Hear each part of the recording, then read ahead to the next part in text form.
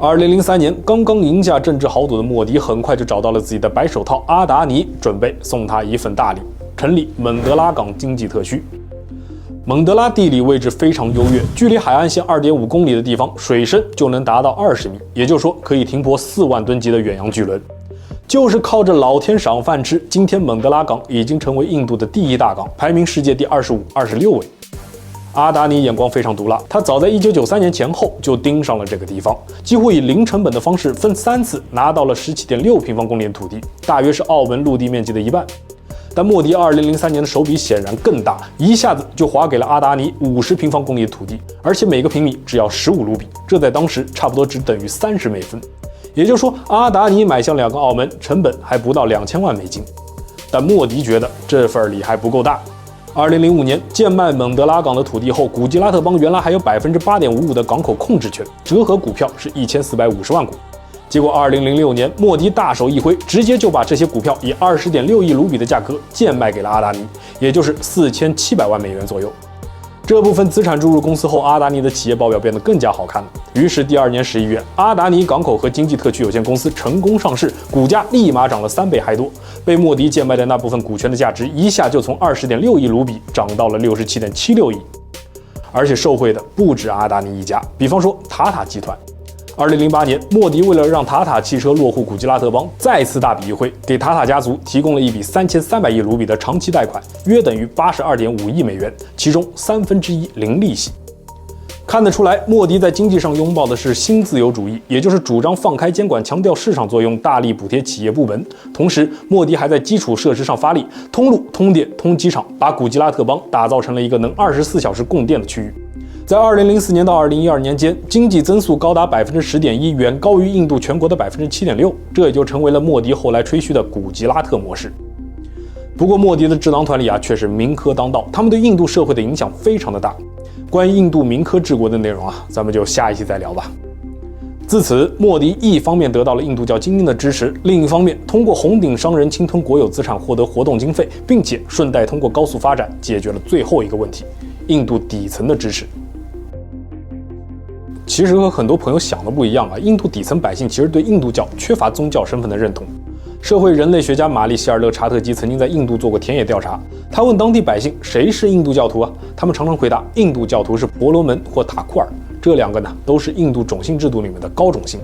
玛丽把这些内容记录在了这本书里，叫 Immigrants and Minorities， 感兴趣的朋友可以去看一看。这本书出版于1994年，这都将近30年过去了，印度的种姓歧视却依然非常严重。今年5月，泰米尔纳德邦的高种姓教徒说要自焚，理由却超级奇葩，仅仅是为了阻止低种姓的泥腿子进寺院。那也就是说，广义上印度教号称有12亿信众，但这些只是高种姓强加的观念，低种姓者狭义上并不认同自己是印度教徒，这就让印度教徒这个身份成了低种姓的对立面，而不是外国人或异教徒的对立面。因此，早年间印度底层群众非常抵触印人党和莫迪的那套印度教民族主义，反而和莫迪仇视的穆斯林产生了阶级情谊。用印度前司法部长安贝德卡尔的话来说很多印度下层人士的诉求和大多数穆斯林是相同的，因此他们更有理由同穆斯林一道奋斗。所以在上世纪90年代前后，这些底层民众的投票积极性那是很低的，一般就是村里高种姓老爷让他们投谁，他们就投谁。但1991年，印度版的改革开放开始了，大量低种姓居民涌入了城市。1996年到2019年间，印度城市的低种姓人口占比从12%上涨到了24%。这些新市民远离了乡贤的控制，那么谁代表发展，票就投给谁。当时莫迪打出了口号，说每年要创造1000万个就业。印度底层一听那就像找到了大救星一样再一看，莫迪也是个低种姓出身，英语都说不利索，这样的泥腿子竟然成了一方诸侯，还能把经济搞得有声有色，直接就用脚投票。中低层种姓对印人党的支持率从32%涨到了39%，最底层种姓对印人党的支持率从17%上涨到了22%。莫迪顺势就在2014年5月坐上了印度总理的宝座，直到今天。那么你说莫迪上台已经9年半了，印度经济的真实情况到底是个什么样子的？只能说是驴粪蛋的表面光首先就是印度就业情况非常糟糕。2018年1月，莫迪在接受 Z News 采访时不小心说漏了嘴。你如果在写字楼外面开了家路边摊，专门卖油墩子，难道就不算就业了吗？暴论一出，莫迪的公信力遭到了暴击。莫迪竞选的时候承诺每年要增加1000万就业，结果现在40%年轻人根本就找不到工作，失望的大众就把莫迪经济学戏称为油墩子经济学。不过虽然印度老百姓得去卖油墩子，但大财阀却被莫迪养得越来越胖。莫迪当上总理后的第一件事就是结束印度金融执法机构对自己白手套阿达尼的调查。那一年，红顶商人阿达尼的身价只有28亿美元，随后一路狂飙，复合年化增长率高达52.7%。到今年年初被华尔街做空时，身价已经暴涨到了1264亿美元。那你说，难道就没人质疑莫迪不干净吗？有的，他就是印度国父尼赫鲁的曾外孙拉胡尔甘地。今年2月，拉胡尔拿出了一张照片，让莫迪气到跳脚，因为上面赫然就是莫迪和阿达尼。当时莫迪刚刚胜选，立马就坐着阿达尼的私人飞机飞回了德里，结果被人给拍了下来。咱们前面有说到过嘛，莫迪对政敌那是绝不手软，所以莫迪肯定不会放过拉胡尔，甚至大兴文字狱。拉胡尔多年前曾说过一句话：“怎么所有的盗贼都姓莫迪啊？”这让莫迪不爽很久了，于是就在3月23日以诽谤莫迪这个姓氏的名义判了拉胡尔2年监禁。从拉胡尔拿出照片到被判刑，中间只隔了1个半月。莫迪为了维护自己的位置，一方面是要捂住政敌的嘴，另一方面就是要给印度百姓打鸡血。具体手段可以分成3类：1. 给印度底层一些蝇头小利；2. 给印度教的高种姓打造一个盛世美梦；3. 让受过教育的印度人相信中国不如印度。这恰好就对应了印度社会的3种割裂，也就是种姓的隔阂、宗教的矛盾、认知的分歧。首先，莫迪政府为了拉拢社会底层，从2014年开始，用了5年时间修了1亿1000万个厕所，覆盖了全印度6亿人口，超额完成了竞选时修9000万个厕所的承诺。2016年，莫迪又发起了光明计划，给6000万贫困户通了燃气。对于印度社会的底层来说，卫生的厕所、干净的厨房，原先那都是人上人的特权。虽然和莫迪的腐败相比，那只是蝇头小利，但对他们来说却是实打实的实惠，这就成了莫迪票仓中的增量。但这些幸福在莫迪时代和穆斯林注定无缘，印度的宗教矛盾愈发严重。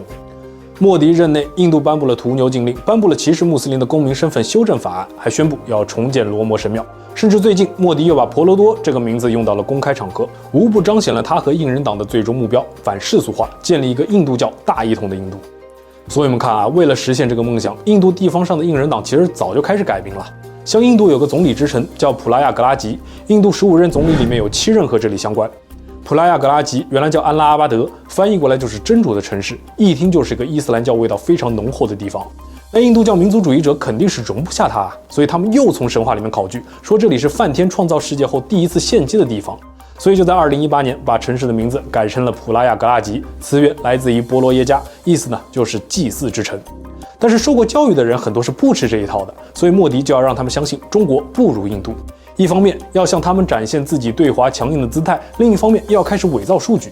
8月31日，印度公布了自己第2季度的经济增速，好家伙，居然达到了7.8%，成了世界第一，遥遥领先于中国的6.3%。这一下就把印度人的自豪感给激发出来了呀！但是高知分子不吃这一套，印度央行的前行长拉古拉姆拉詹表示，数据值得怀疑。他觉得印度今年 GDP 能有5个点的增速就很不错了。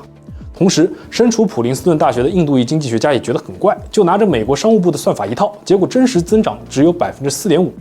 那么这就带出很多中国人最关心的一个问题了：印度到底会不会取代中国？印度会不会取代中国呢？平心而论，有机会，但印度得和时间赛跑，因为搞不好印度得先分裂。毕竟印度社会割裂很严重，而维系这些碎片的纽带很脆弱。首先，对后发国家来说，民族主义是个很好的工具，可以弥合宗教、民族、文化、语言、种姓的割裂。但是用印度教搞民族主义，只会彰显印度教徒那种自负、小聪明、急功近利、贪小便宜的市侩形象。民族是一种想象中的共同体，它的出现需要大多数人的共同记忆。美国人有自己的独立神话，法国人有自己的革命叙事，那印度呢？印度的独立太顺利了，根本就拿不出像样的历史叙事，所以印度教精英只能在神话里面吭哧吭哧。但在印度国内，印度教和伊斯兰教的宗教冲突就很难调和，不断炒作对伊斯兰的仇恨，就像不断在给高压锅上压力，现在全靠莫迪的高压手段压着。同时，在印度教内部又有很深的种姓割裂，印度教徒自认为第一种姓的也是印度教徒，但第一种姓的却觉得只有高种姓的才是印度教徒，两者在认知上就是割裂的，至今也没有多少跨种姓的婚姻。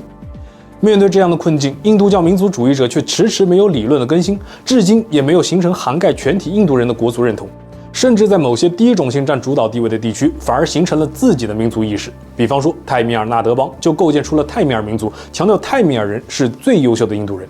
同时，今天印度法律上是取消了种姓制度的。那么，为了更大的票仓，代表精英的印人党只能拥抱民粹，而要调和精英和民粹，就需要一个魅力型的权威。莫迪恰好就是这样的纽带。他出生于印度底层，但接受印度教精英的规范。所以，2019年的时候，才有一半的人希望莫迪当上总理，更有1/3的人表示，如果不是莫迪，可能就会选别人了。那也就是说，虽然莫迪很奋斗，但历史的进程也很重要。而这也从侧面说明了，这跟维系印度社会的纽带很脆弱。莫迪已经73岁了，而有这么多 buff 的人很少。所以，印度超越中国的可能性有，但目前看还很脆弱。要想成为一个世界尊敬的国家，中国曾经吃过的苦，它都得受一遍。